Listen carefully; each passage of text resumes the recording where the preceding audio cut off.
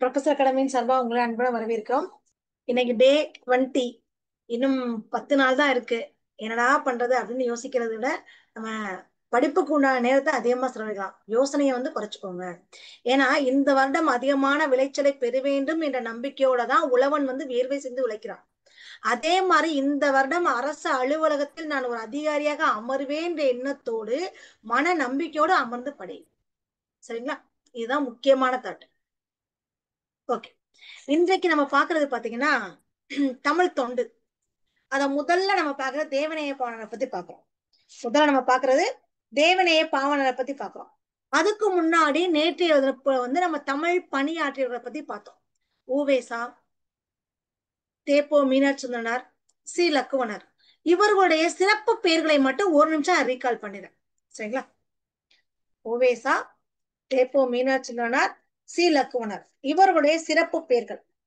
தேப்போ மீனாட்சி சுந்தரனார் இவர் என்னென்ன சிறப்பு பெயரெல்லாம் வாங்கியிருக்கிறாரு?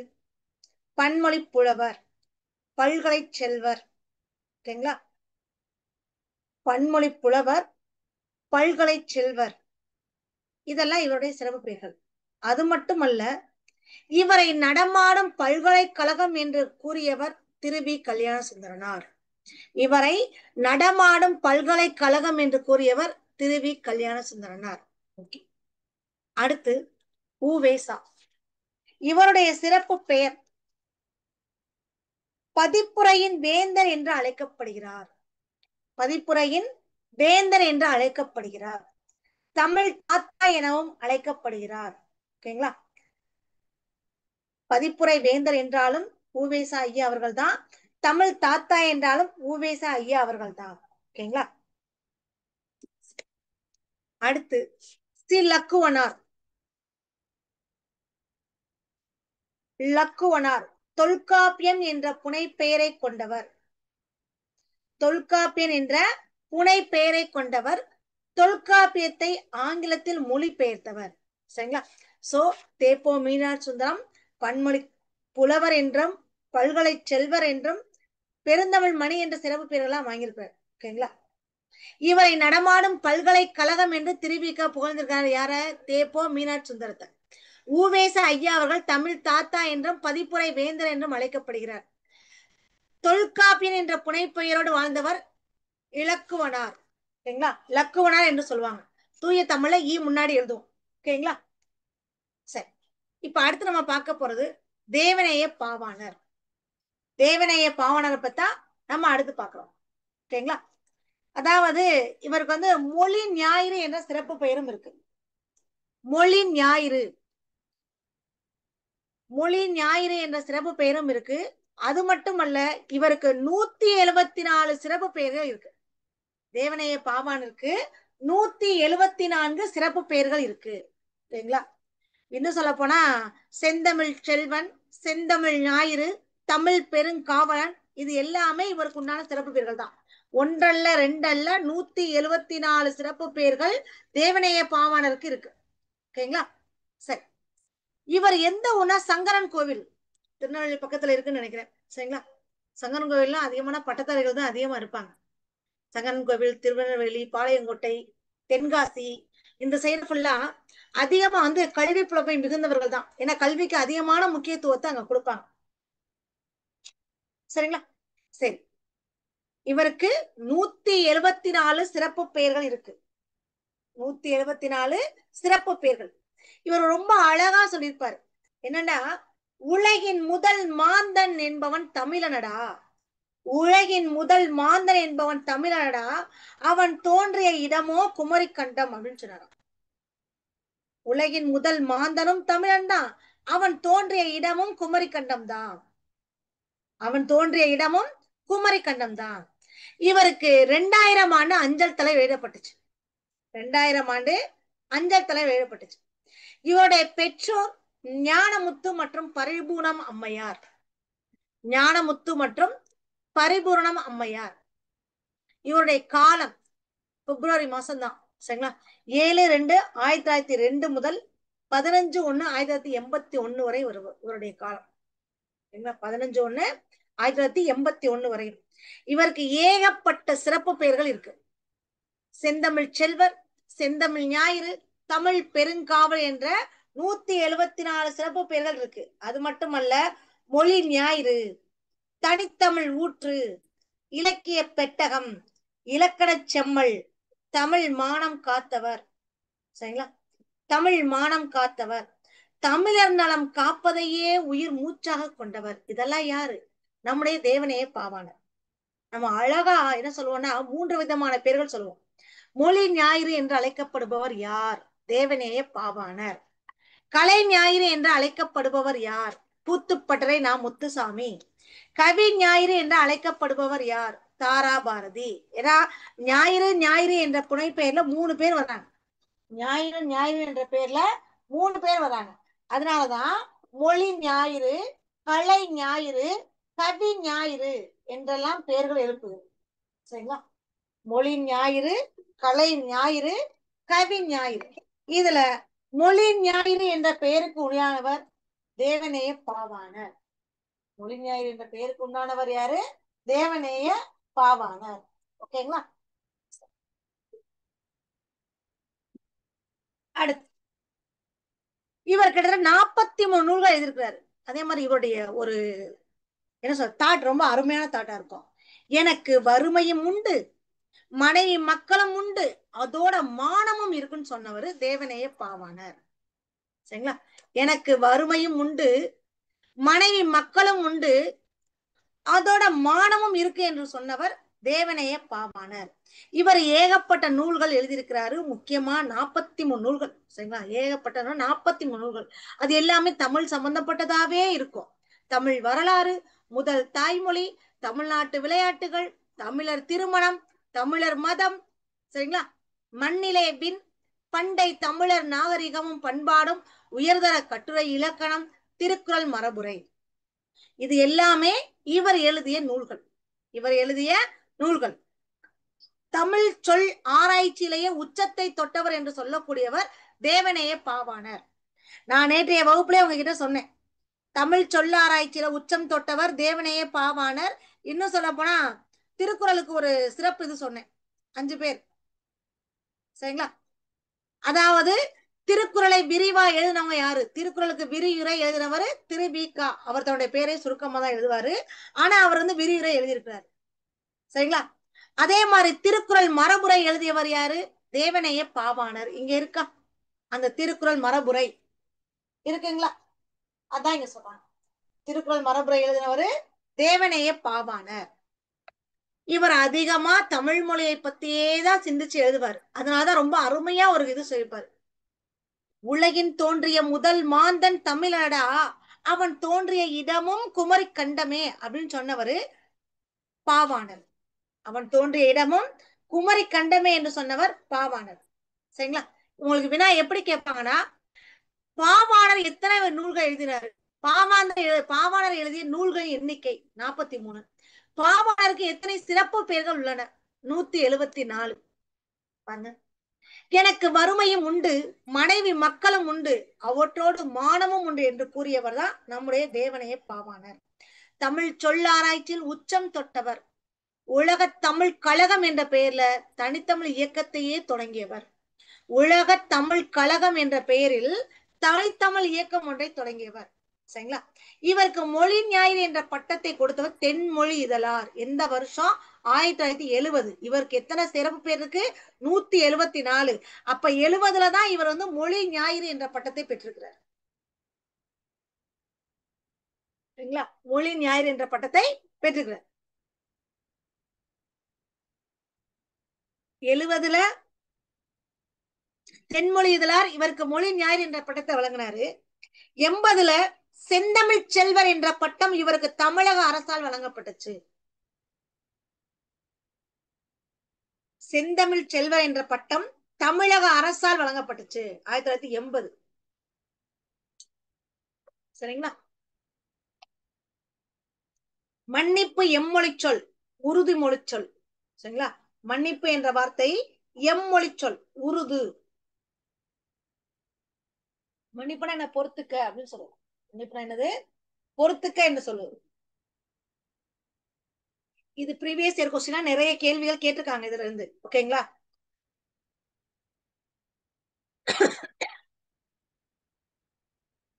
பாவாணருக்கு எத்தனை சிறப்பு பெயர்கள் இருக்கு? 174. மொழி ஞாயிறு என்ற பெயரால் சிறப்பிக்கப்படுபவர் யார்? லாஸ்ட் இயர் கொஸ்டினே கேட்டிருந்தாங்க. லாஸ்ட் இயர்ல மொழி ஞாயிறும் கேட்டிருந்தாங்க, கலை ஞாயிறும் கேட்டிருந்தாங்க. ஓகேங்களா? சரி, அடுத்து பாருங்க. இவர் யாரு? இவர் தான் கால்டுவல். சரிங்களா? இவர் தான் கால்டுவல். இவர் என்ன பண்ணிருக்காரு? தமிழைய தொன்மையை உலகுக்கே அறிய செய்தவர் கால்டுவல். தமிழின் தொன்மையை உலகுக்கே அறிய செய்தவர் கால்டுவல். போச்சுங்க. தமிழின் தொன்மையை உலகறிய செய்தவர் தான் கால்டுவல். சரிங்களா? ஏன்னா திராவிட மொழிகளின் ஒப்பிலக்கணம் என்ற நூல்ல தான் கால்டுவல் எழுதியிருக்காரு. சரிங்களா? எந்த வருஷம்? 1856. எப்படி இருக்காருன்னா 1856 திராவிட மொழிகளின் ஒப்பிலக்கணம் என்ற நூலுல கால்டுவல் திராவிட மொழி குடும்பம் ஆரிய மொழி குடும்பத்திலிருந்து வேறுபட்டது அப்படின்னு எழுதியிருக்கிறாரு. ஓகேங்களா? ஓகே, சரிங்களா? சரி, அடுத்து பாருங்க. இவர் யாரு? தனித்தமிழுக்கு வித்திட்டவர் பரிதிமாற் கலைஞர். தனித்தமிழுக்கு வித்திட்டவர் பரிதிமாற் கலைஞர். ஓகேங்களா? தனித்தமிழுக்கு வித்திட்டவர் பரிதிமாற் கலைஞர். இவர் என்ன சொல்லிருக்காருன்னு பாத்தீங்கன்னா, தனித்தமிழுக்கு வித்திட்டவர் பரிதிமாற் கலைஞர். ஓகேங்களா? இவரை பத்தின குறிப்புன்னு பாத்தீங்கன்னா, இவருக்கு எந்த வருஷம் அஞ்சல் தலை வெளியிட்டாங்கன்னா 2007. 2007 ஆகஸ்ட் 17 அன்னைக்கு பரிதிமாற் கலைஞருக்கு அஞ்சல் தலை வெளியிட்டாங்க. இதே நாள்லதான் வள்ளலாருக்கும் சரி மறைமலையடிகளுக்கு அஞ்சல் தலை வந்து 2006. சரிங்களா? இவருடைய அஞ்சல் தலை வந்து எங்க வெளியிட்டாங்கன்னா மதுரைக்கு பக்கத்துல இருக்கக்கூடிய விளாச்சேரியில வெளியிட்டாங்க. பரிதிமாற் கலைஞர் அஞ்சல் தலை ஒரு குறிப்பு சொல்லும் போதே இன்னொரு குறிப்பை நோட் பண்ணிக்கோங்க. பரிதிமாற் கலைஞர் அஞ்சல் தலை 2007 ஆகஸ்ட் 17. சரிங்களா? எங்கன்னா மதுரை விளாச்சேரியில தான் இவருக்கு அஞ்சல் தலை வெளியிட்டு இருக்காங்க. ஓகேங்களா? ஓகே, அடுத்து மறைமலை அடிகள். ஓகேங்களா? மறைமலை அடிகள் என்ன சொல்லியிருக்காங்க தெரியுமா? தமிழை தலைக்க செய்தவர் தான் இந்த மறைமலை அடிகள். தமிழை தலைக்க செய்தவர் மறைமலை அடிகள். தமிழை ஆளென வளர்ந்து கொண்டு மாண்புறச் செய்தவர் தேவநேய பாவாணர். தமிழை ஆளென வளர்ந்து கொண்டு மாண்புறச் செய்தவர் தேவநேய பாவாணர். இது ரொம்ப ரொம்ப முக்கியம். மறைமலை அடிகளுக்கு 2007. இவங்களுக்கு அஞ்சல் தலை வந்து 2007 தான். சாரி, இவங்களுக்கு 2007 தான் அஞ்சல் தலை வெளியிட்டாங்க. சரிங்களா? பரிதிமாற் கலைஞருக்கும் அஞ்சல் தலை வந்து 2007 தான் வெளியிட்டாங்க. அது மட்டும் அல்ல, வள்ளலாருக்கும் 2007 தான் அஞ்சல் தலை வெளியிட்டாங்க. சரிங்களா? வள்ளலாருக்கும் அஞ்சல் தலை 2007 தான் வெளியிட்டாங்க. சரிங்களா? ஓகே. தேவநேய பாவாணருக்கு 2000 அஞ்சல் தலை வெளியிட்டாங்க. தேவநேய பாவாணருக்கு 2000 அஞ்சல் தலை வெளியிட்டாங்க. நல்லா ஞாபகம் வச்சுக்கோங்க. இதுல யார் யாரு தமிழை ஆளன வளர்த்து அதுல மாண்புறச் செய்தவர் தேவநேய பாவாணர். தமிழை ஆளன வளர்த்து மாண்புறச் செய்தவர் தேவநேய பாவாணர். தனித்தமிழுக்கு வித்திட்டவர் பரிதிமாற் கலைஞர். தமிழ் சொல்லுலகின் சொல் தமிழின் உண்மையை உலகுக்கே அறிய செய்தவர். சரிங்களா? உலகுக்கே அறிய செய்தவர் மறைமலை அடிகள். இவங்களுக்கு எல்லாம் அஞ்சல் தலை எந்த வருஷம் வெளியிட்டாங்க, அதனாலதான் அந்த அஞ்சல் தலை இட்ட இதையே நான் உங்களுக்கு போட்டிருக்கேன். சரிங்களா? வள்ளலார், மறைமலை அடிகள் மற்றும் பரிதிமாற் கலைஞர் இவங்க மூவருக்குமே 2007. சரிங்களா?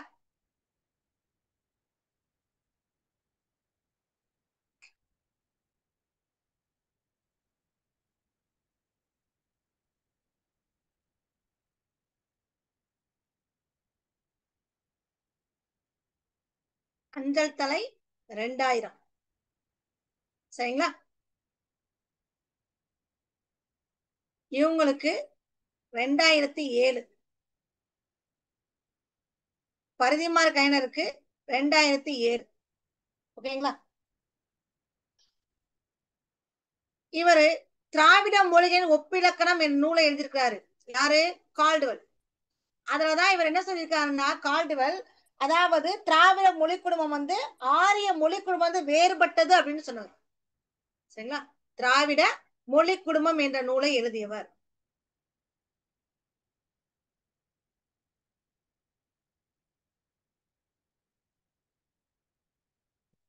ஒப்பிலக்கணம். ஓகேங்களா? சரி, அதான் ஞாபகம் வச்சுக்கோங்க. தமிழ் தமிழ் தமிழ். தமிழுக்கு வித்திட்டவர், வித்தவர் பரிதிமார் கயனர், வித்ததை தலைக்க செஞ்சவர் மறைமலை அடிகள், அதை ஆலமரம் மாதிரி வளர்த்தவர் தேவனைய பாவனார். ஷார்ட்கட்டுக்காக சொல்றேன். வித்துட்டார் பரிதிமார் கயனர், தமிழை வித்துட்டாரு. அதை தலைக்க செஞ்சவர் மறைமலை அடிகள், அதை ஆலமரம் மாதிரி வளர செய்தவர் தேவனைய பாவானார். ஓகேங்களா? இது மூணுமே முக்கியமான கொஸ்டின், நல்லா ஞாபகம் வச்சுக்கோங்க. வித்தவர் பரிமிதமார் கயனர், வித்திட்டவர் என்றால் வித்தவர், ஷார்ட்கட்டுக்காக சொல்றேன். அத தலைக்க செஞ்சவர் மறைமலை அடிகள். தமிழை ஆளன வளர்த்து மாண்புறச் செய்தவர் தேவனைய பாவாணர். இவர் சொன்ன கூட்டு என்னது? தேவனைய பாவாணர் சொன்னது, எனக்கு வறுமையும் உண்டு, மனைவி மக்களும் உண்டு, அவற்றோடு மானமும் உண்டு என்று சொன்னவர் தேவனைய பாவாணர். அவற்றோடு மானவம் என்று சொன்னவர் யாரு? தேவனைய பாவாணர். தமிழ் சொல்லாராய்ச்சியில உச்சம் தொட்டவர் தேவனைய பாவாணர். தமிழை வித்திட்டவர் பரிதிமார் கயனர். தமிழுக்கு தலைக்க செய்தவர் மறைமலை அடிகள். ஓகேங்களா? தமிழோட தொன்மையை உலகத்துக்கெல்லாம் அறிய செய்தவர் கால்டுவெல். சரிங்களா? இன்னும் சொல்ல போனா பாவாணர் என்ன சொல்லுவாங்கன்னா, கோவில்ல சரிங்களா தமிழ்லதான் வழிபாடு நடப்படணும். அதுக்கப்புறம் பிறப்பு இறப்பு தொடர்பான சடங்குகள் எல்லாமே தமிழ்ல தான் நடக்கணும்னு சொன்னவர். சரிங்களா? பாவாணர் சொற்பிறப்பியர் அகரமுதோட இயக்குனராக எந்த வருஷம் சேர்ந்தார்னா 1974. இந்த 74க்கும் பாவாணருக்கும் அதிகமான லிங்க் இருக்கு. ஏன்னு கேட்டீங்கன்னா, இவருக்கு எத்தனை சிறப்பு பெயர்கள் இருக்கு? 174 சிறப்பு பெயர்கள். ஓகேங்களா? 174 சிறப்பு பெயர்கள். 70ல இவர் மொழி ஞாயிறு என்ற பட்டத்தை தென்மொழி இதழால் வழங்கியிருப்பாங்க. சரிங்களா? 80ல செந்தமிழ் ஞாயிறு என்ற பட்டம் பரம்புமலை பாரி விழாவினால் இவருக்கு வழங்கப்பட்டுச்சு. சாரி, 80ல செந்தமிழ் செல்வர் பட்டம் தமிழக அரசு. 80ல செந்தமிழ் செல்வர் பட்டம் தமிழக அரசு இவருக்கு வழங்குச்சு.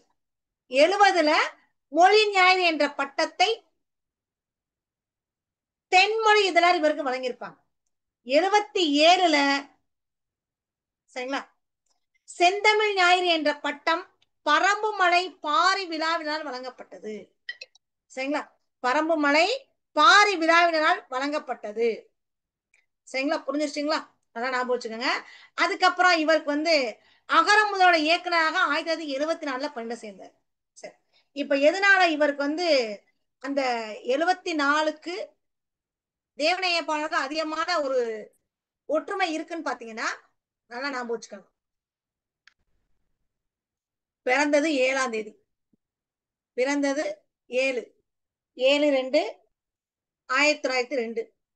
இவருக்கு 174 சிறப்பு பெயர், 174 சிறப்பு பெயர் இருக்கு.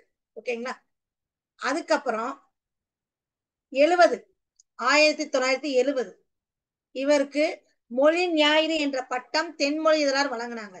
அடுத்து 1977. ஓகேங்களா? அடுத்து 1980. இதுக்கிடையில 70க்கு அப்புறம் 74ல தான் இவருக்கு அகரமுதலி திட்ட இயக்குனராக இவர் பணியாற்றி இருக்காரு. அப்ப பாருங்க, 7/7/7/7 வருதா? அதனாலதான் 7/74. இது ரெண்டுக்கும் பாவனையருக்கும் அதிகமான ஒரு ஒற்றுமை இருக்கு. இந்த நம்பரை மட்டும் நீங்க ஈஸியா வச்சுக்க ரொம்ப ரொம்ப நல்லா இருக்கும். சரிங்களா? மறக்க மாட்டீங்க. இவருடைய பெயர்ல சென்னை அண்ணா சாலையில நூலகமும் இருக்கு. அது மட்டுமல்ல, ராஜபாளையத்துல முரம்பு என்று சொல்லக்கூடிய ஊர்ல முழு உருவச்சிலையும் பாவாணர் கோட்டமும் அமைஞ்சிருக்கு. இது நூலகம், அண்ணா சாலைக்கூடிய நூலகம், பாவாணர் நூலகம்.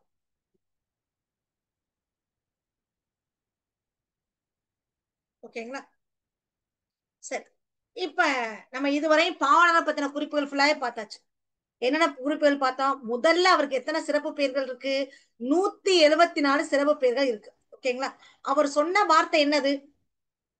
உலகத்துல தோன்றிய முதல் மாந்தன் தமிழன், அவன் தோன்றிய இடமோ குமரிக்கண்டம் என்று சொன்னவர் தான் என்னது தேவனைய பாவனர். இன்னும் சொல்ல போனா தமிழை வடமொழி வல்லாண்மை நின்று மீட்பதற்காகவே இறைவன் என்னை படைத்தான் என்று சொன்னவர் தேவனைய பாவாணர். ஓகேங்களா? தேவனைய பாவாணர். இவர் சொன்ன ஒரு கூற்று அதிகமான வினாக்கள்ல கேட்டிருக்காங்க ப்ரீவியஸ் இயர் क्वेश्चन பேப்பர்ல. எனக்கு வறுமையும் உண்டு, மனைவி மக்களும் உண்டு, அதோட மானமும் உண்டு என்று சொன்னவர் தான் தேவனைய பாவாணர். தமிழ் சொல்லாராய்ச்சியில் உச்சத்தை தொட்டவர், தமிழ் மரபுரை என்ற நூலை எழுதியவர். தமிழ் மரபுரை என்ற நூலை எழுதியவர். இவருக்கு கிட்டத்தட்ட பாத்தீங்கன்னா 174 சிறப்பு பெயர்கள் இருக்கு, 43 நூல்கள் இருக்கு. அதுங்க தமிழ் சம்பந்தமாவே அதிகமான நூல்கள் எழுதியிருப்பார்.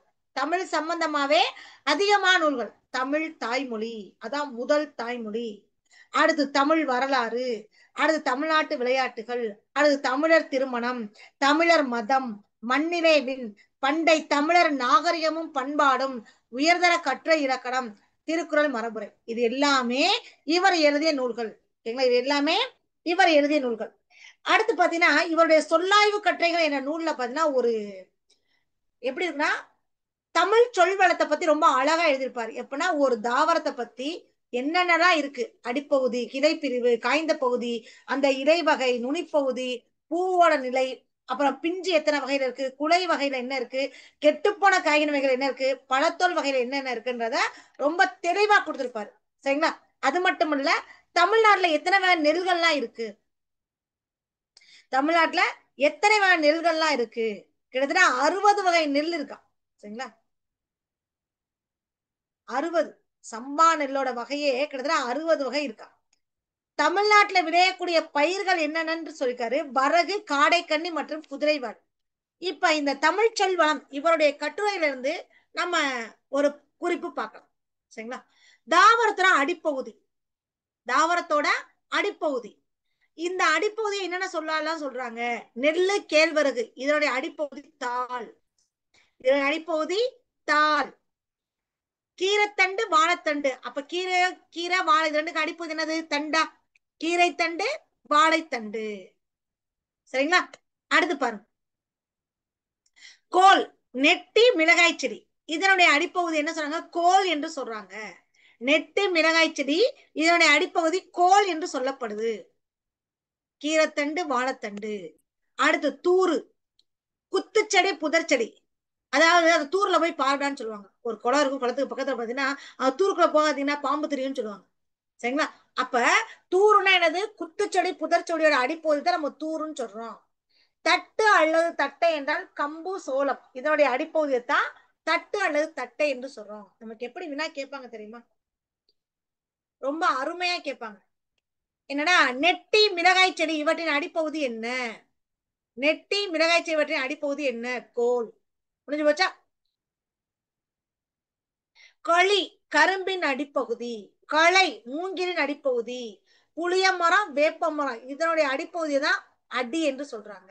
இந்த அடிப்பகுதிய அடி என்று சொல்லுவாங்க. இன்னும் பாத்தீங்கன்னா அந்த புளியங்குச்சி, வேப்பங்குச்சி கீழே அந்த அந்த அடியில தூர்ல தான் போய் உட்காருவாங்க. புளியமரம், வேப்பமரம் நிழல்ல போய் உட்காருவோம்னு சொல்லுவாங்க இல்லையா, இந்த புளியமரம் அடி நிழல்ல உட்கார்ந்தா அப்படி சுகமா இருக்குன்னு சொல்லுவாங்க.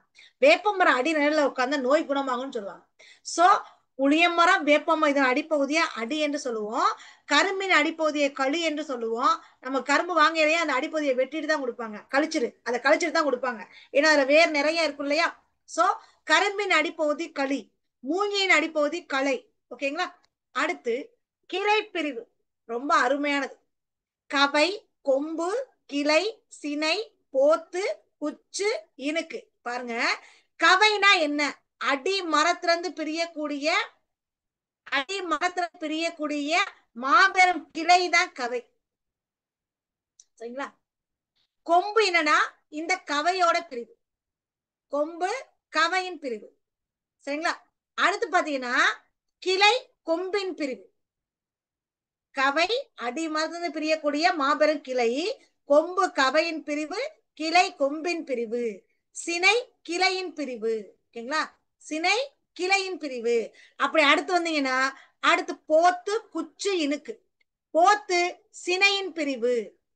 இந்த போத்து எப்படி வந்தது, இப்படி இங்க வந்தது, சினையின் பிரிவு. குச்சு போத்தின் பிரிவு, இனுக்கு குச்சியின் பிரிவு. அப்ப ஃபர்ஸ்ட் என்ன வருது? கவை, அடுத்து கொம்பு, அடுத்து கிளை, அடுத்து சினை, அடுத்து போத்து, அடுத்து குச்சு, அடுத்து இனுக்கு. ஏன்னா கிளை பிரிவை 7 வகையா பிரிக்கிறாங்க. ஒரு மரம் இருக்கு, அதோட அடிப்பகுதிய கவைன்னு சொல்றாங்க. அடுத்ததுல கொஞ்சம் கொஞ்சமா அந்த கொம்பெல்லாம் போகுது இல்லையா, அந்த கொம்பை தான் இதுல இருந்து பிரிவுன்னு சொல்றாங்க. கவையில இருந்து பிரிவு தான் கொம்பு. கொம்பின் பிரிவு சினை, சினையின் பிரிவு கிளை, கிளை என்றால் சினையின் பிரிவு. ஓகேங்களா? போத்து என்றால் சினையின் பிரிவு, குச்சி என்றால் போத்தின் பிரிவு, இனுக்கு என்றால் குச்சியின் பிரிவு. கண்டிப்பா இது நீங்க புரிதலோட படிச்சா ரொம்ப ஈஸி. ஒரு மரத்தை வரைஞ்சுக்கங்க. முதல்ல நீ கவை கவை மட்டும் மறந்துக்க, எழுதிக்கோ. கவை மட்டும்தான் முதல். அடுத்தடுத்து எல்லாம் தன்னால வந்துடும். கவையா, அடி மரத்திலிருந்து பிரியும் மாபெரும் கிளை, முடிஞ்சு போச்சு. அடி மரத்திலிருந்து பிரியக்கூடிய மாபெரும் கிளை. அடுத்து கொம்பு, கொம்பு கவையோட உட்பிரிவு. கிளை கொம்பின் உட்பிரிவு. சினை கிளையின் உட்பிரிவு. போத்து சினையின் உட்பிரிவு. குச்சு போத்தின் உட்பிரிவு. இனுக்கு குச்சியின் உட்பிரிவு. ஓகேங்களா? அவ்வளவுதான். இத மட்டும் நல்லா ஞாபகம் வச்சுக்கோங்க. கவை, கொம்பு, கிளை, சினை, போத்து, குச்சு, இனுக்கு. பூவின் 7 நிலைகள் மாறியே இந்த கிளை பிரிவுக்கு 7 இருக்கு. கவை, கொம்பு, கிளை, சினை, போத்து, குச்சு, இனுக்கு. அவ்வளவுதான். அடுத்து காய்ந்த அடியும் கிளையும். காய்ந்த குச்சி அதான் சுள்ளி. சின்ன பிள்ளைங்க ஞாபகம் இருக்குங்களா? சின்ன பிள்ளைங்க நீங்க நினைச்சு பாருங்க. அப்பெல்லாம் கூட்டாஞ்சோறுன்னு சமைப்பாங்க பசங்க எல்லாரும் சேர்ந்து. அப்புறம் குச்சி எடுத்து வந்து ஒரு இதுல போய் உட்காந்துக்குவாங்க. சின்ன சின்ன குச்சியா இருந்து பத்த வச்சு விளையாடுவாங்க இல்லையா? விறகு காய்ந்த சிறுகளை. அந்த காலத்துல வீட்டுல விறகு அடுப்பு தான் அதிகமா இருக்கும். வெங்கலி என்றால் காய்ந்த களி, அதாவது தூக்குறதுக்கு வெயில் ஒண்ணுமே தெரியாது, காஞ்சு போய் அது உள்ளுக்குள்ள கரையை அரைச்ச மாதிரி இருக்கும், ஒண்ணுமே இருக்காது. கட்டை காய்ந்த கொம்பும் கவையும். இந்த கட்டையை தான் 2ஆ பிரிச்சு வெட்டுவாங்க. ஒண்ணு சமையலுக்கு யூஸ் ஆகும், இன்னொன்னு மரம் செய்யறதுக்கு யூஸ் ஆகும். பாருங்க, சுள்ளி காய்ந்த குச்சியா, விறகு காய்ந்த சிறுகளை, அடுத்து வெங்கலி காய்ந்த களி. இதுல ஒண்ணுமே இருக்காது, தூக்குனா ஒரு கூடு மட்டும் தான் இருக்கும். இந்த கட்டை வந்து காய்ந்த அடி போகுது. சரிங்களா? அடுத்து பாருங்க, இலை வகை. இலை வகைனா எப்படின்னா ஒவ்வொன்றுக்கும் ஒவ்வொரு, இப்ப இங்கிலீஷ்ல நம்ம லீஃப்னு சொல்லிட்டு போயிடுவோம், எல்லாத்தையுமே லீஃப்னு சொல்லிடுவோம். ஆனா இங்க தாவரத்துல ஒவ்வொரு இலைக்கும் ஒவ்வொரு வகையான பேர் இருக்கு. சரிங்களா? பாருங்க, நெல்லோட இலைக்கு என்ன சொல்றோம்? தாள் என்று சொல்றோம். புல்லோட இலைக்கும் தாள் என்று சொல்றோம். நெல்லோட இலைக்கும் தாள் தான், புல்லோட இலைக்கும் தாள் தான். சரிங்களா? அடுத்து தோகை. சோளத்தோட இலை, கரும்போட இலை, அது தோகைன்னு சொல்றோம். நம்ம வாங்குவோம் பாத்தீங்களா, தோகையை வெட்டிட்டு வாங்குவோம்னு சொல்லுவாங்க இல்லையா, இதுதான் அந்த தோகை. கரும்புக்கு மேல இருக்கு பாத்தீங்களா, இது இந்த கரும்போட இலையை என்ன சொல்றோம்? தோகைன்னு சொல்றோம். இங்க சோள செடி இருக்குது, இதோட இலையை என்ன சொல்றோம்? தோகை என்று சொல்றோம். அப்ப நெல்லுக்கு அடிப்பகுதியும் தாளுதான், புல்லுக்கு அடிப்பகுதியும் தாளுதான். நெல்லோட இலையும் தாளுதான், புல்லோட இலையும் தாள்தான். ஓகேங்களா? புரிஞ்சிருச்சுங்களா? சரி, அடுத்து தென்னை மர இலை என்ன சொல்லுவோம்? தென்னை ஓலைன்னு சொல்லுவோமா? பனை ஓலைன்னு சொல்லுவோமா? அதான் தென்னை ஓலை, பனை ஓலை. அப்ப தென்னை மதுரக இலைக்கு என்ன பேரு? ஓலை. பனை மதுரக இலைக்கு பேரு பனை ஓலை. ஓகேங்களா? தென்னை ஓலை, பனை ஓலை. அடுத்து காய்ந்த தாளும் தோகையும் அப்படின்னா சண்டு. எப்படி வினா கேட்பாங்க தெரியுமா? காய்ந்த தாளும் தோகையும் தாவரத்தின் இலைப்பகுதியில் எவ்வாறு அழைக்கப்படுகிறது? காய்ந்த தாளும் தொகையும் தாவரத்தின் இலைப்பகுதியில் எவ்வாறு அழைக்கப்படுகிறது? சண்டு என்று அழைக்கப்படுகிறது. காஞ்சு போன இலைதான் என்னது? சருகு. காஞ்சு போன இலைதான் என்னது? சருகு. அடுத்து கொழுந்து வகை.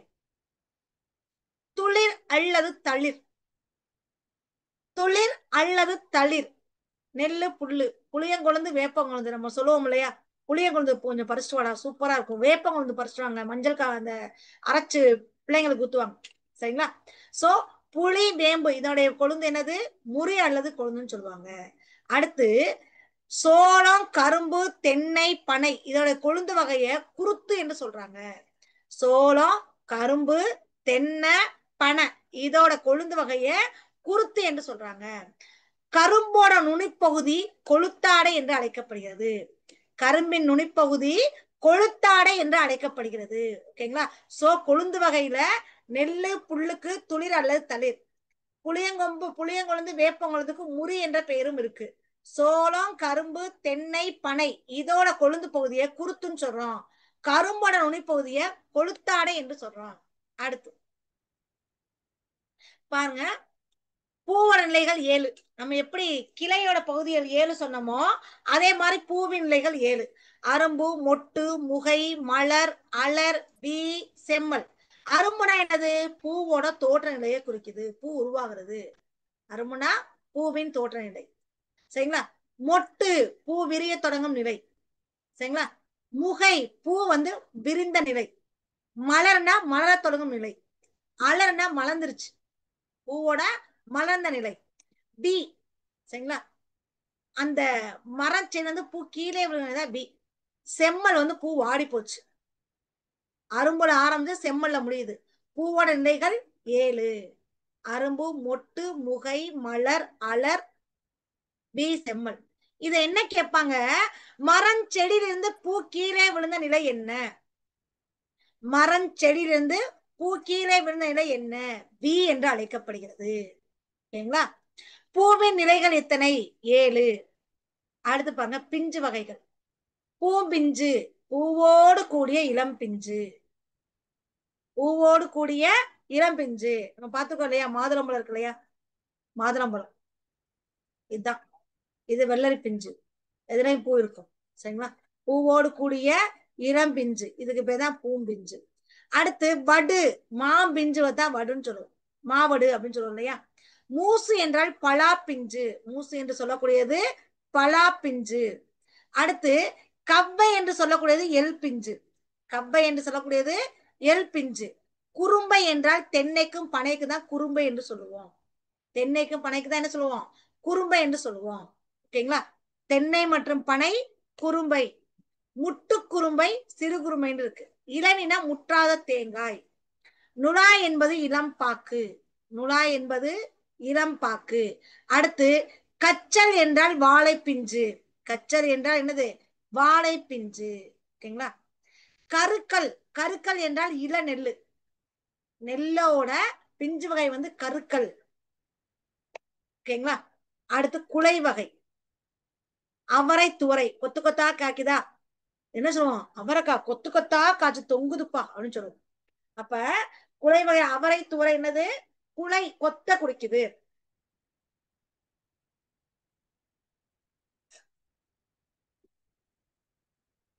அவரை துவரை இத கொத்து கொத்துன்னு சொல்லுவோம். சரிங்களா? கொத்து கொத்தா காய்ச்சி குலுங்குதுப்பா.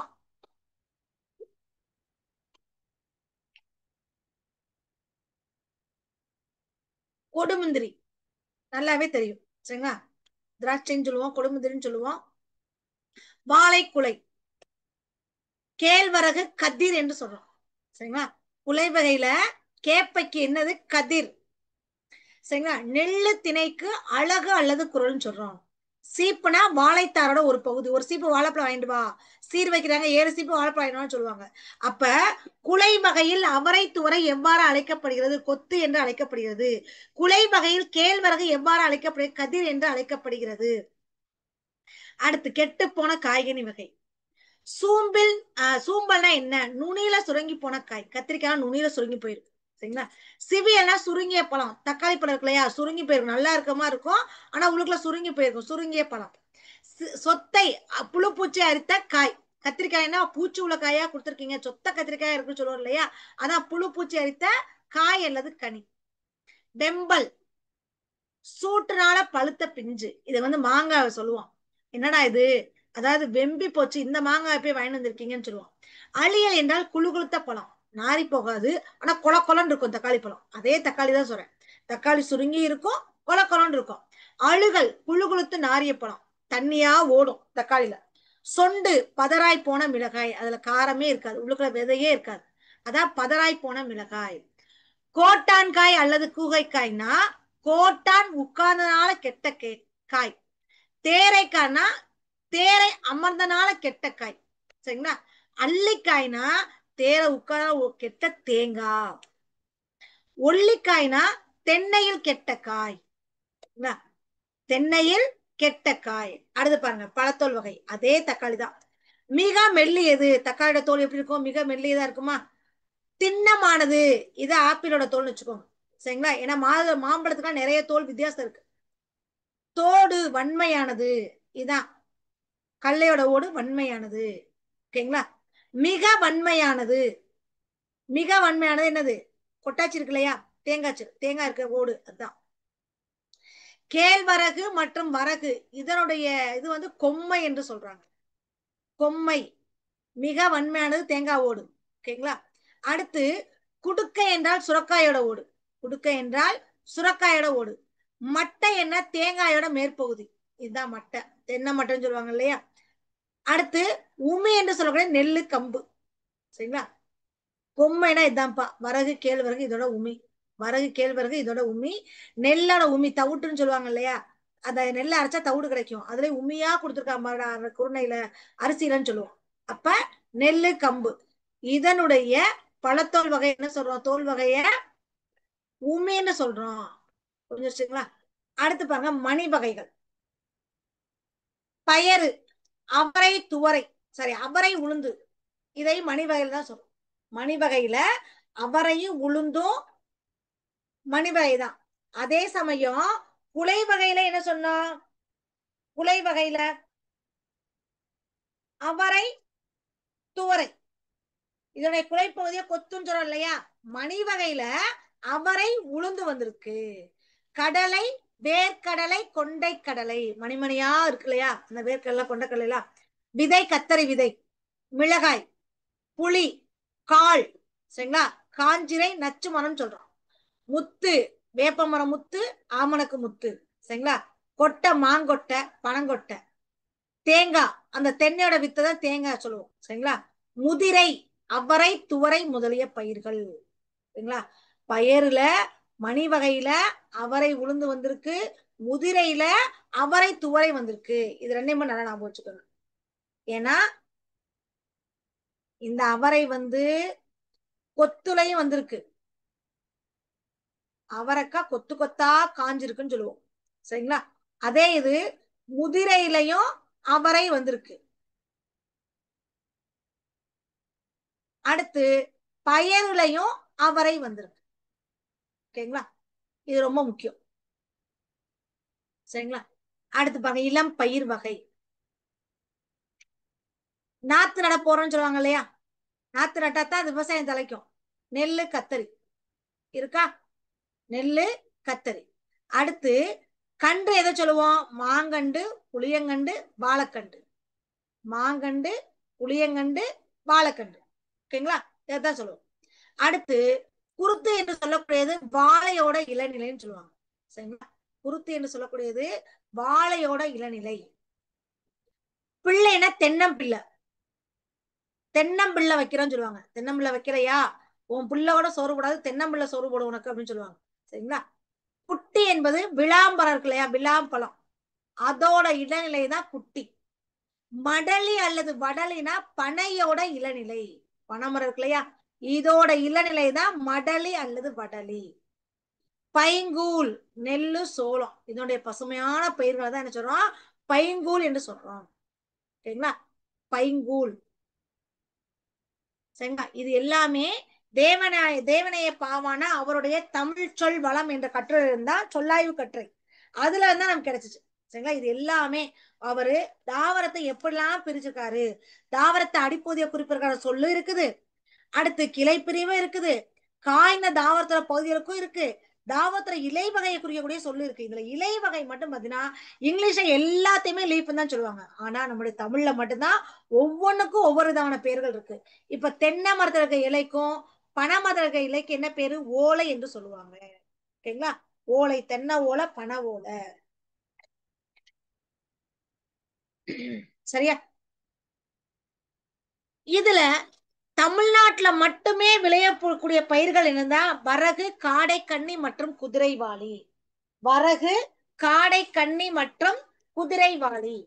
தமிழ்நாட்டில் மட்டுமே விளையக்கூடிய பயிர்கள் வரகு, காடை கன்னி மற்றும் குதிரைவாளி. ஓகேங்களா? இதுல இந்த கம்ப வந்து ஒரு இது சொல்லுவாங்கப்பா. கரிசல் மண்ணின் இயற்கை தங்கம் என்று சொல்லக்கூடியது கம்புப்பா. நோட் பண்ணிக்கோங்க. கரிசல் மண்ணின் இயற்கை தங்கம். கரிசல் மண்ணின் இயற்கை தங்கம் என்று சொல்லக்கூடியது கம்பு. என்ன தாவரங்களை பத்தி சொல்றோம் இல்லையா, அதனால அதை நோட் பண்ணிக்கணும். இயற்கை தங்கம் என்று சொல்லக்கூடியது கம்பு. சரி, இப்ப நம்ம அடுத்து பார்க்க போறது வினை செயல் வகை திருக்குறள். ஓகேங்களா, ரொம்ப அருமையான திருக்குறள். இது நமக்கே உண்டானது. இப்போதைக்கு நீங்க போட்டித் தேர்வு எழுதும் மாணவர்களா இருக்கீங்க, உங்களுக்கு கண்டிப்பா இந்த திருக்குறள் பத்தின முக்கியமான குறிப்புகள் தேவை. ஏன்னா வினை செயல் வகை, வினை செயல் வகைனா என்னன்னா ஒரு செயலை செய்வதற்கு உண்டான வழிமுறைகள், அது மட்டுமல்ல அதோட தன்மையை குறிக்கும். இது திருக்குறள்ல 68வது அதிகாரத்துல இருக்கு வினை செயல். ஒரு செயலை செய்யறதுக்கு முன்னாடி அதை ஆராய்ஞ்சு செய்யணும். அது மட்டுமல்ல செயலை செய்யும் போது கடைபிடிக்க வேண்டிய திறமையும் தெரிஞ்சுக்கணும். ஏன்னா செயலை செய்யறதுக்கு முன்னாடி அதுக்கு உண்டான நன்மை தீமையை நன்கு ஆராயணும். ஒவ்வொரு விஷயமும் இதுல இருக்கு. இது பாத்தீங்கன்னா நான் தேர்வுக்கு தயாராயிட்டேன். தயார் வாயில சொன்னா மட்டும் போதுமா? அதுக்கு உண்டான வழிமுறைகளை ஃபாலோ பண்ணணும்ல. ப்ராப்பரா படிச்சாதான். கால்ஃபார் பண்ணுவான்றதுக்கு நம்ம வெயிட் பண்ணக்கூடாது. அதுக்கு முன்னாடியே நம்ம தரோவா படிச்சுக்கிட்டே இருக்கணும். சரிங்களா, நீ போடுற வித்து மட்டும்தான் அங்க உனக்கு விளைச்சலை கொடுக்கும். சூழ்ச்சி முடிவு துணிவெய்தல் அத்துணிவு தாழ்ச்சியுள் தங்குதல் இனிது. சூழ்ச்சி முடிவு துணிவெய்தல் அத்துணிவு தாழ்ச்சியில் தங்குதல் தீது. என்ன சொல்றாங்க, செயலை செய்ததற்கு முன்னாடி நன்மை தீமைகள் நன்கு ஆராய்ஞ்சிருக்கணும். நன்கு ஆராய்ஞ்சிருக்கணும். சரிங்களா, முடிவெடுத்துறதுக்கு பின்னாடி அதை பத்தி காலம் தாழ்த்த கூடாது. காலம் தாழ்த்தினா அது தீங்காவே முடியும். தீங்காத்தான் முடியும். என்ன சொல்ல போனா அந்த செயலை செய்யறதுக்கு முன்னாடி நீ ஒரு மன ஒருமைப்பாடோட இருக்கணும். நான் இன்னைக்கு இதை படிப்பேன், இதை படிச்சே முடிப்பேன்னு ஒரு ஒருமையோட இருக்கணும். இத்தனை இடைஞ்சல்கள் தொந்தரவுகள்லாம் வரும், அதை பத்தி நீ கவலைப்படாத. உனக்கு தேவை என்னது, நீ செய்யற செயல்ல தெளிவா இருக்கணும். செயலை செய்யறதுக்கு முன்னாடி முடிவெடு, துணிஞ்சு எடு, துணிஞ்சு முடிவெடு. அந்த துணிவு எப்படி இருக்கணும், அதாவது காலம் தாழ்த்த கூடாது. அதுல நீ தாழ்த்தின ஒண்ணுமே பண்ண முடியாது. சரிங்களா, தீங்காதான் முடியும். அடுத்து பாருங்க, தூங்க தூங்கி செயற்பால தூங்கற்க தூங்காது செய்யும் வினை. தூங்க தூங்கி செயற்பால தூங்கற்க தூங்காது செய்யும் வினை. இந்த குறள் உங்களுக்கே உண்டானது. நிதானமா செய்ய வேண்டியதை நிதானமா செய்யணும், வேகமா செய்யறத வேகமா செய்யணும். சரிங்களா, வேகமா செய்யற காரியத்துல தாமதமே இருக்கக்கூடாது. இப்ப நம்ம சொல்லுவோம், இன்னைக்கு நான் ஒரு பிளான் போட்டிருக்கேன் சார், இன்னைக்கு நான் ஒரு 3 அதிகாரம் ரிவிஷன் கொடுக்கணும். மொத்தம் 20 அதிகாரம், 10 நாள் இருக்கு. 3 அதிகாரம் ரிவிஷன் கொடுக்கணும். இலக்கணம் ஃபுல்லா முடிச்சிடணும். எழுத்து இலக்கணம் ஒரு நாள் ஃபுல்லா முடிச்சிடணும். அருக கொஸ்டின் ஃபுல்லா முடிச்சோன்னு எழுதி வச்சிடணும். பாலிட்டி முடிக்கணும். ஆனா எனக்கு பாலிட்டி ரொம்ப கஷ்டம், லாஸ்ட்ல படிச்சுக்கலாம். அதுதான் தப்பு. ஏன்னா உனக்கு எது கஷ்டமா இருக்கோ அதை முதல்ல நீ எடுத்து படி. அதுல 2 மணி நேரம் கூட போகும். ஏன்னா ஈஸியா உள்ளது நீ ஆரம்பத்துல இருந்து படிச்சு வந்திருப்ப. இலக்கணம் படிச்சிருப்பீங்க, திருக்குறள் படிச்சிருப்பீங்க, இதெல்லாம் ஆரம்பம் படிச்சது இருப்பீங்க. பாலிட்டி நான் தொட்டதே இல்லை சார், அதை 2 எக்ஸ்ட்ரா செலவழி. என்ன செய்யணும், அதுக்கு நீ நேரத்தை கடத்தாத, அதை முடிச்சுட்டு அதுக்கப்புறம் நீ செய். ஓகேங்களா, ஏன்னா சரியான முடிவெடுத்து அதுக்கப்புறம் அதை செயல்படுத்தணும். ஒரு செயலை செய்யறப்ப மன உறுதியோட இருக்கணும். இப்படிப்பட்ட செயல்ல ஏகப்பட்ட இடர்பாடுகள் வரும், அதையும் நம்ம எதிர்கொள்ள தயாராதான் இருக்கணும். கொள்ளும் வாயெல்லாம் வினை நன்றே ஒல்லாக்கால் செல்லும் வாய் நோக்கி செயல். என்ன சொல்றாங்க, ஒள்ளும் வாயெல்லாம் நீ செய்யக்கூடிய செயல்பாடுல இடர்பாடு எல்லாமே வரும், அதை எதிர்கொள்ள நீ தயாரா இருக்கணும். நோக்கி செயல். இப்ப நான் படிச்சிருக்கேன், எனக்கு இதுல புரியல, என்ன பண்ணலாம், இந்த இடத்துல எனக்கு புரியல, உனக்கு முன்னாடி சீனியர் இருப்பான்ல, அவன்கிட்ட கேளு. சார் எனக்கு இது வரவே மாட்டேங்குது, இதுக்கு என்ன பண்ணலாம், மேத்ஸ் இந்த சாப்டர் எனக்கு புரியவே இல்லை, என்ன பண்ணலாம், இதுக்கு ஒரு ஐடியா கொடுங்களேன். தெரியாத விஷயத்த சின்ன பிள்ளையா இருந்தா நம்ம போய் கேட்கலாம், அதனால தப்பே இல்லை. ஒள்ளும் வாயெல்லாம் வினை நன்றே ஒல்லாக்கால் செல்லும் வாய் நோக்கி செயல். இயலக்கூடிய இடத்துல எல்லா செயலும் முடிக்க நலம். ஆனா இயலாத இடமாக இருந்தா உன்னால படிக்கவே முடியல. அதுக்கு என்ன வழி? என்னால படிக்கணும். ஆனா அது முடியல. என்ன பண்றது? அந்த செயலை முடிக்கணும். யார்கிட்ட? நமக்கு முன்னாடி உள்ளவங்களை கேட்டு தெரிஞ்சு முடிச்சுக்க.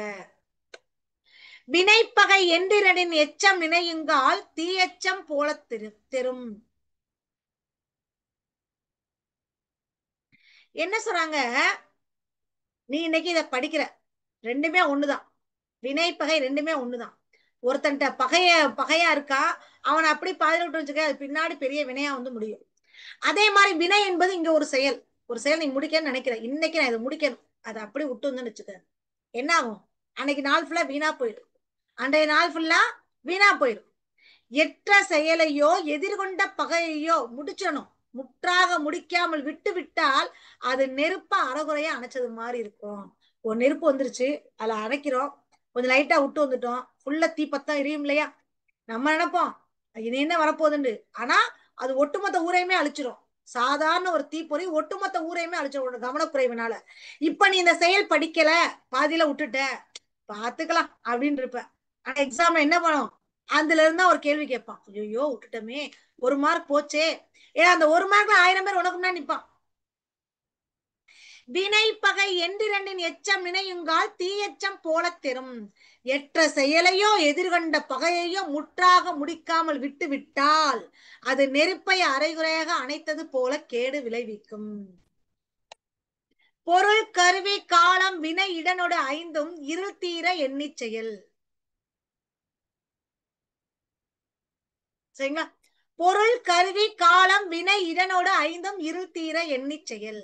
ஒரு காரியத்தை ஈடுபடுறதுக்கு முன்னாடி அதுக்கு தேவையான பொருள் வேணும், கருவி வேணும், காலம் வேணும், மேற்கொள்ள போகும் செயல்முறை வேணும், உகந்த இடம், இது எல்லாமே குறையில்லாம பாத்துக்கணும். இப்ப நீ தேர்வுக்கு படிக்கிறீங்க, உனக்கு தேவையான பொருள் என்னது? கண்டிப்பா புத்தகம் எல்லாமே வேணும். புத்தகம் எல்லாமே வேணும். சார் நான் பிடிஎஃப் பார்த்து படிச்சுக்கிறேன் சார், கண்ணு போயிடும் ராஜா, கண்ணு போயிடும். ஏன்? நீ படத்துக்கு போய் 2000 ரூபாய் செலவழிச்சு பாக்குற, ஒரு புக்கு 150 ரூபாய்க்கு வாங்க முடியாதா? அப்போ உனக்கு தேவையானதுல கண்டிப்பா நீ செயல்பட்டுத்தான் ஆகணும். சுருக்கமா சொல்ல போனா, வீட்டுல அம்மா சமைக்கிறாங்க, அம்மா சமைக்கிறதுக்கு என்ன வேணும்? சாதம் வேணும், அரிசி வேணும், சாதம் இல்ல அரிசி வேணும், காய்கறி வேணும். சரிங்களா? காலையில சமைக்கிறது, உங்களுக்கு ஸ்கூலுக்கு அனுப்புறதுக்கு காலையில சமைக்கிறது, இந்த மாதிரி இருக்கலையா? பொருள் வேணும், அடுப்பு வேணும், காலையில இது பண்ணும், என்ன சமைக்கணும் தெரியணும். இது எல்லாமே தெரிஞ்சு அதுக்கப்புறம் நீ செயல்படு. அப்ப நீ படிக்கிறதுக்கு முன்னாடி உனக்கு தேவையான புத்தகங்கள் எல்லாமே இருக்கா? அங்க பாரு. எங்க போய் படிக்கலாம்? அமைதியான இடத்துல படிக்கலாம். அமைதியான உனக்கு தூங்குவேன். மொபைல் அவாய்ட் பண்ணிக்கோ. கண்டிப்பா எதுக்கு இருந்தாலும் சார் பிடிஎஃப் பாத்துக்கிறேன் சார், பிடிஎஃப் பாத்துக்கிறேன், பிடிஎஃப்ல படிச்சுக்கிறேன், ரொம்ப ரொம்ப தப்பு. ஏன்னா இன்னைக்கு நீ பிடிஎஃப் பாப்ப, அடுத்த நாள் வேற ஒண்ணு வந்துரும். ஆனா இத நீ அந்த புக்கை எடுத்து பிரிண்ட் எடுத்து வச்சுக்கிட்டேன்னா, இன்னைக்கு நீ ரீட் பண்ணிருப்ப, நாளைக்கு அந்த ரீட் பண்ண எடுத்து பாப்ப, நம்ம இது படிச்சமே அப்படின்னு எடுத்து பாப்ப. பொருள் கருவி காலம் வினை இடனோடு ஐந்தும் இருள் தீர எண்ணிச்செயல், இது எல்லாமே உங்ககிட்ட இருக்கணும். ஓகேங்களா? அடுத்து, முடிவும் இடையூறும் முற்றியாங்கு எய்தும் படுபயனும் பார்த்து செயல். ஈடுபடக்கூடிய ஒரு செயலால் எதிர்பார்க்கக்கூடிய பயன் என்னது? அதற்கான முயற்சிக்கு ஏகப்பட்ட தடைகள் வரும். சரிங்களா? அதை செயலாற்றுவதற்கான முறை ஆகிய அனைத்தையுமே முதல்ல ஆராய்ஞ்சு அறிந்து கொள்ளணும். நீ இருக்க, சரிங்களா? கேர்ள்ஸா இருந்தா சரி, பாய்ஸா இருந்தாலும் சரி, ஹவுஸ் ஒய்ஃப் என்ன பண்ணுவீங்க? இப்ப உள்ள பசங்க எல்லாம் பாத்தீங்கன்னா, நான் எக்ஸாம் படிச்சுட்டு தான் கல்யாணம் பண்ணுவேன்னு. ஆனா அப்பெல்லாம் அப்படி கிடையாது. படிச்சுக்கலாம் அசால்ட்டா விட்டுருவீங்க. இப்ப அவங்களோட போட்டி போட முடியுமா? கண்டிப்பா முடியாது. வீட்டுல பாக்கணும், மாமியார பாக்கணும், பசங்களை பாக்கணும், இதுக்கெல்லாம் நீ படிக்கணும். அப்ப நீ அதுக்கு ஒரு பிளான் பண்ணிக்கணும். எப்படி பண்ணணும்? 6 மணி 7 மணிக்கு முடிச்சிடணும், இவங்க வேலையெல்லாம் முடிச்சிடணும், அனுப்பிடணும். 10 மணிக்கு உட்காரணும், 2 மணி நேரம் படிக்கணும், 1 மணிக்கு லஞ்சு கொடுத்துடணும், திரும்ப உட்காந்து படிக்கணும். இப்படி வெறித்தனமா நீ படிக்க படிக்க படிக்க படிக்க உனக்கு எந்த ஒரு இடையூறுமே வராது. ஏன்னா அவங்களுக்கு தேவையான நீ செஞ்சிட. கொஞ்சம் கஷ்டம் தான், வேற என்ன பண்றது? கஷ்டப்பட்டா தான் வாழ்க்கையை முன்னுக்கு வர முடியும். முடிவும் இடையூறும், உனக்கு எக்ஸாம் எழுதுற, நீ ஒரு அதிகாரியா போய் உட்காரணும், அப்ப முடிவு எடுத்துட்ட, அதுக்கு எத்தனை இடையூறு வந்தாலும் அதை பாத்துக்கிறேன், அதை நான் சமாளிச்சுக்கிறேன் அப்படின்னு எண்ணி செயல்படணும். செய்வினை செய்வான் செயல்முறை, அவ்வினை உள்ளறிவான் உள்ளம் கொளல். ஒரு செயல்ல ஈடுபடுகிறவன் அச்செயல் குறித்து முழுமையாக உணர்ந்தவனுடைய கருத்தினை முதலில் அறிந்து கொள்ள வேண்டும். நீங்க மொபைல் வச்சிருக்கீங்க இல்லையா? எத்தனையோ பேர் வந்து என்ன சொல்லுவாங்க, அவங்க கடந்து வந்த பாதையை சொல்லுவாங்க. நான் இவ்வளவு தூரம் படிச்சேன், நான் ஹவுஸ் ஒய்ஃப். அதுல நான் ஒருத்தவங்கள பார்த்தேன். சரிங்களா? அவங்க என்ன சொன்னாங்க, நான் வந்து ரொம்ப வருஷமா புக்கே எடுக்கல, ரொம்ப வருஷமா புக்கே எடுக்கல. எனக்கு 3 பசங்க இருக்காங்க. அவங்கள ஸ்கூலுக்கு அனுப்பிட்டு அவங்க எல்லாம் படிக்கிறப்ப எனக்கு ஆசையா இருக்கும். ஸ்கூலுக்கு போவேன். ஒரு அதிகாரி வந்தானா அதுக்கு ஒரு மரியாதை கிடைக்குது. ச்சே, நம்ம ஏன் படிக்க கூடாதுன்னு ஒரு விடாமுயற்சியா நான் படிச்சேன். விடாமுயற்சியா படிச்சேன். இன்னைக்கு நான் வந்து கவர்மெண்ட்ல ராமநாதபுரம் டிஸ்ட்ரிக்ட்ல தான் அவங்க இருக்காங்க. நான் ஜஸ்ட் ஒரு ஓரலா பார்த்தேன். ரொம்ப அருமையா சொல்லியிருந்தாங்க. அவங்களோட பேட்டி ரொம்ப அருமையா இருந்துச்சு. நான் பெரும்பாலும் உங்க மாதிரி ரீல்ஸ் எல்லாம் பார்க்க மாட்டேன்ப்பா. சாதித்தவங்களை மட்டும் தான் பார்ப்பேன். அவங்க எந்த அளவு சாதிச்சிருக்காங்கன்றத பாருங்க. ஒரு செயல்ல ஈடுபடுகிறவன் அச்செயல் குறித்து முழுமையாக உணர்ந்தவுடைய கருத்தை முதல்ல அறிஞ்சுக்கணும். ஈஸியா அந்த போஸ்டுக்கு வந்திருப்பானா? கிடையவே கிடையாது. எவ்வளவோ கஷ்டங்கள் வந்திருக்கும், எத்தனையோ இடையூறுகள் வந்திருக்கும், எத்தனையோ விசேஷங்களுக்கு போயிருக்க முடியாது. பரவாயில்ல, அவங்கள சமாளிச்சுக்கலாம் அப்படின்னு சொல்லிட்டு அந்த இடத்துல உட்காந்துருப்பாங்க. சரிங்களா? வினையான் வினையாக்கி கோடல் நனைக்கவுள் யானையால் யானையார் தற்று. ஒரு செயல்ல ஈடுபடுற, அந்த செயல் தொடர்பாக இன்னொரு செயலை முடிச்சுக்கிற ஒரு யானையை பயன்படுத்தி மற்றொரு யானையை பிடிப்பது போன்றது. இப்ப ஒண்ணுமே இல்லப்பா. இலக்கணம் படிக்கிறீங்களா? இலக்கணத்துல என்னென்ன கேள்வி எல்லாம் கேட்பாங்க? உதாரணமா எழுத்து இலக்கணம். எழுத்து எத்தனை என்னென்ன கேள்விகள் இருப்பாங்க? முக்கியமானது ஒற்றெழுத்து எத்தனைன்னு கேட்பாங்க. எதுல ஒற்றெழுத்துக்கள்? ஒற்றப்படக்கூடிய எழுத்துக்கள் எத்தனைன்னு கேட்பாங்க. அளபுடை எத்தனை வகுப்புன்னு கேட்பாங்க. சரியா? இன்னும் உங்களுக்கு சுருக்கமா சொல்ல போனா, வீட்டுல அம்மா சமைக்கிறாங்க, ஒரு அடுப்புல சாதம் வச்சுக்கிட்டு இருக்காங்க, இன்னொரு அடுப்புல காய் வேக வைக்கலாம், காய் வெந்துரும், இன்னும் இந்த சாதம் வெந்துரும், அடுத்து சாதத்தை எடுத்துட்டு பருப்பு வைப்பாங்க. அந்த மாதிரி ஒன்னொன்னா தொடர்பு டக்கு டக்கு டக்குன்னு செய்யறாங்க இல்லையா? அப்படி படிக்கிறதுக்கு என்ன முறை? வினையான் வினையாக்கி குடல். ஒரு செயலை இன்னொரு செயலான செஞ்சிரு. ஒரு செயல் செய்யும் போதே இன்னொரு செயலையும் செஞ்சிரு. ஒரு செயல் செய்யும் போதே அதற்கு உண்டான இன்னொரு செயலையும் செஞ்சிரு. ஓகேங்களா?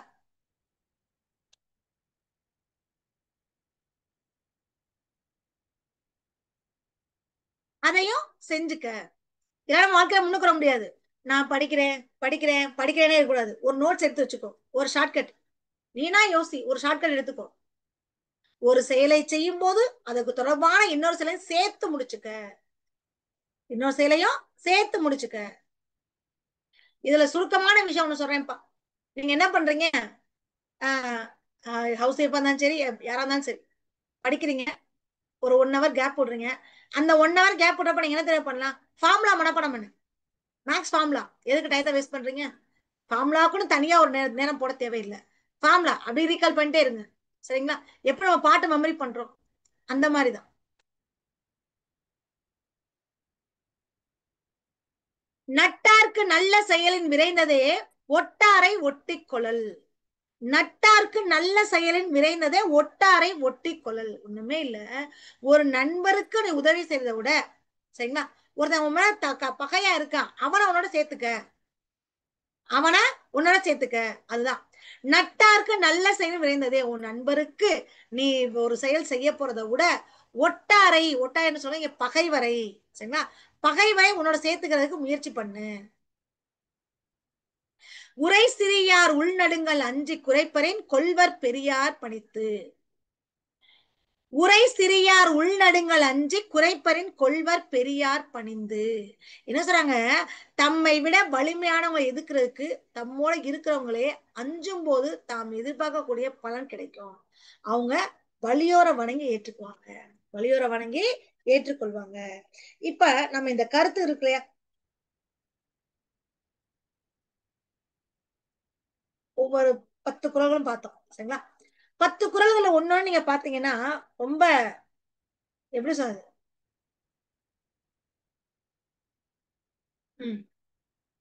ஒவ்வொரு குறளை பத்தியும் நான் சொல்லிடுறேன். சரிங்களா? ஒவ்வொரு குறளை பத்தியும், ஒரு செயலை செய்யற, செயலுக்கு முன்னாடி நன்மை தீமைலாம் ஆராய்ஞ்சு பாக்குறேன், சரியான முடிவெடுக்கணும், அதுக்கப்புறம் செயல்படுத்தணும். செயலை செய்யறப்ப மன உறுதியோட இருக்கணும். 3வது, அந்த செயல எந்தவித இடர்பாடு வந்தாலும் அதை நீ தைரியமா ஏத்துக்கணும். ஒரு செயலை தொடங்குறதுக்கு முன்னாடி அதுக்கு உண்டான பொருள், கருவி, காலம் இது எல்லாத்தையும் திட்டமிட்டு செயல்படணும். ஏன்னா சூழ்ச்சி முடிவு துணி வைதல் அத்துணிவு தாழ்ச்சிகள் தங்கும் தீது. ஒரு செயலை செய்யற, முடிவெடுக்கிற, அதை செயல்படுத்தாம தாமதிக்க கூடாது. 2வது, தூங்குவ தூங்கி செயற்பாட தூங்கற்க தூங்காத செய்யும் முனை. தூங்க நேரத்துல தூங்கு, செய்ய நேரத்துல விழிப்போட இருந்து செய்யி. செய்யறதுல விழிப்போட இருந்து செய்யி. பொதுவாவே வினை செயல் வகை என்று சொல்லக்கூடியது ஒரு செயலை செய்வதற்கு மட்டுமல்ல, வாழ்க்கை நம்ம எடுக்கக்கூடிய ஒவ்வொரு முடிவுக்கும் பொருந்தக்கூடிய ஒரு தத்துவமா இருக்கும். இந்த வினை செயல் வகை அதிகாரம் உண்மையிலேயே உங்களுக்காக மட்டும்தான் கொடுத்துருக்காங்க சிலபஸ்லயே. ஏன்னா இதுல ஒவ்வொரு குறை நீங்க ஆழ்ந்து தீவிரமா படிச்சீங்கன்னா இதுக்கு அர்த்தம் உங்களுக்கு இன்னும் புரியும், உள்ளார்ந்து புரியும். இப்ப குரூப் 2, குரூப் 4 வந்துருச்சா, அப்பா எழுதி முடிச்சேன்ப்பா அப்படி விட்டுறாது. அதுக்கப்புறம் குரூப் 2 வருது இல்லையா, அதுக்கும் முயற்சி பண்ணு. நம்மளால முடியும், நம்மளால கண்டிப்பா முடியும். சரிங்களா? ஓகே, மீண்டும் நாளை வகுப்புல இன்னொரு அதிகாரத்தோட பாவலர் பெருஞ்சித்திரனார் அவங்கள பத்தியும் பார்க்கலாம். இன்றைக்கு பார்த்த எல்லாரும் ஜஸ்ட் நாளைக்கு ஒரு ரீகால் பண்ணிடலாம். ஓகேங்களா? முடிஞ்ச வரையும் அதிகமா வந்து ரீகேப் பண்ணிக்கிட்டே இருங்க. சிறப்பு பெயர்கள் பண்ணிக்கோங்க. ஆண்டுகள், அஞ்சல் தலை வெளியீட்டு ஆண்டு, இதெல்லாம் நல்லா பார்த்துக்கோங்க. முக்கியமா சிறப்பு பெயர்கள்ல அதிகமா முக்கியத்துவம் கொடுங்க. அதுக்கப்புறம் கூற்றுகளுக்கு முக்கியத்துவம் கொடுங்க. ஓகேங்களா? கூற்றுகளுக்கு முக்கியத்துவம் கொடுங்க. Thank you all. மீண்டும் நாளை வகுப்புல பார்க்கலாம். தேங்க்யூ.